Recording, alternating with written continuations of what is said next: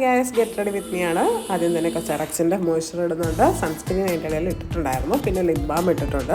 പിന്നെ age റിവൈൻ്റെ concealer use ചെയ്ത് ഞാൻ ജസ്റ്റ് ഒന്ന് ക്വിക്കായിട്ട് നമുക്ക് ഒരു ഡാർക്കായിട്ട് തോന്നുന്ന ഒരു പിഗ്മെൻറ്റഡ് തോന്നുന്നിടത്തെല്ലാം ഞാനൊന്ന് അപ്ലൈ ചെയ്ത് കൊടുക്കുന്നുണ്ട്.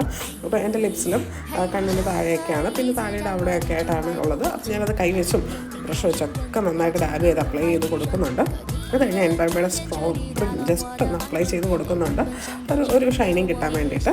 പിന്നെ നമ്മൾ ചെയ്യുന്നത് സ്വിസ് ബ്യൂട്ടിയുടെ ക്രേസി പാലറ്റ് യൂസ് ചെയ്തിട്ട് ഐ ഷാഡോ ഫില്ല് ചെയ്യുന്നതാണ്. അതുപോലെ തന്നെ ഞാൻ ബ്ലഷും ഇട്ട് കൊടുത്തിട്ടുണ്ടായിരുന്നു.